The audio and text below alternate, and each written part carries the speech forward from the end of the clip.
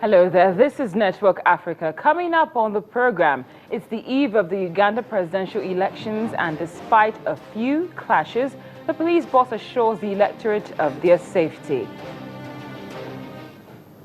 Then on our Focus on Burundi segment, we have the latest regarding the Burundi crisis as the EU is set to impose even more sanctions.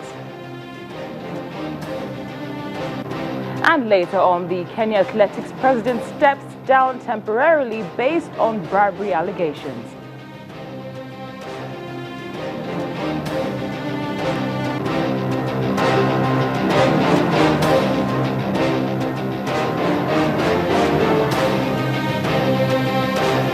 Very delighted to have you join us on Network Africa on Channels Television with me, Cynthia Are. The addiction to power is very real in some countries in Africa, and the latest individual who is not willing to step down is Senegal's President Macky Sall. The president plans to complete a 7-year mandate that runs until 2019, doing away with his initial promise during his election campaign to cut the term to 5 years. Based on this decision, analysts predict that President Sall might be shooting himself in the foot in the long run, as he's expected to seek a second term, and based on the lack of trust, the electorate could vote him out of office. It's the eve of the Uganda general elections, which will decide if power will either change hands or stay with President Yoweri Museveni. At this time, the question of safety has been tackled by Uganda's police chief Kale Kayihura, who assures the electorate that the force will protect the voters from intimidation in tomorrow's largely contested general election. That assurance was given during a press conference, but joining us to confirm the above statement shortly will be a Ugandan journalist, that's Oriang Nelson. But for now, we're going to take you through the activities that have been going on in Uganda, from the presidential debates which held over the weekend up to the activities of this week, when the opposition leader, that's Kizza Besigye, was arrested and then released.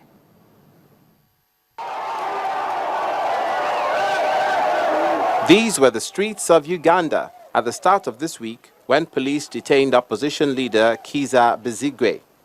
Several people were wounded as police fired bullets and tear gas, while opposition supporters hurled rocks and erected street barricades in the capital's suburb of Wandegia.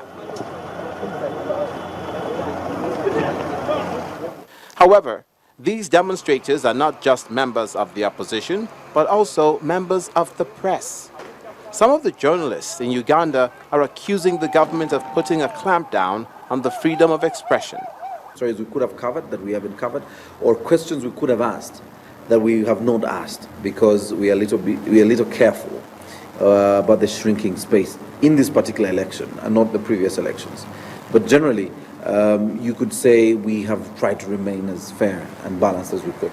His critics have long accused him of employing tactics including vote rigging, tight control of the press, and violence by the security agencies to secure electoral victory. The government denies these charges.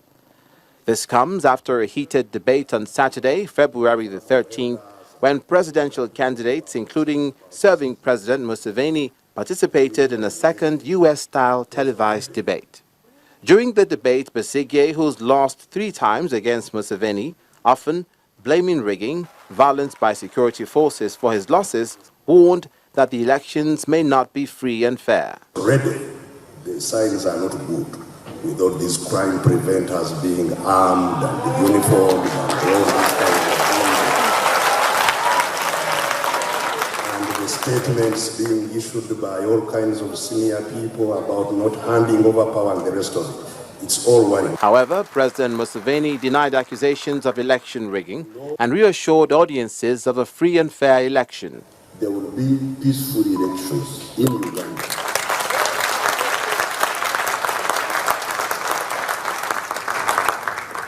Nobody can disturb our peace. Since the early 1990s, when the government relaxed media ownership regulations, the media industry has seen an explosion of private broadcasters and newspapers. Reports suggest that officials initially allowed them to operate with a relatively free hand But analysts say the government has grown increasingly intolerant of critical media, including foreign journalists. President Museveni is credited with restoring economic and political stability after years of turmoil in the 1970s and the 1980s. But critics accuse him of not doing enough to counter unemployment, especially among the youth. Well, for more on what's going on the eve of the Uganda general elections, we go live to the country where Oyang Nelson, a journalist, is standing by. Oyang, thank you very much for joining us on Network Africa. Well, it's the eve. Yes, it's the eve of the election. Is there a sense of safety in the air, especially after the press conference by the police boss? Sorry, come again with that question, please. I'm asking what's going on the eve of the elections, especially after the press conference by the police boss saying that voter safety is a guarantee. Oh, okay. It's the eve of the elections, and unlike yesterday when it was the last day of campaign, today is a very modest day. Everyone comes.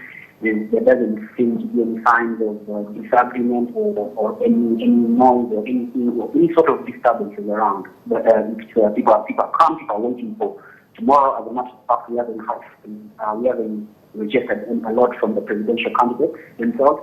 But today we had a press conference in the morning where the chief of police came out to reassure the Ugandans that there's going to be a free and fair elections tomorrow. They're doing all they can. They've had a lot of rumor of election disturbances.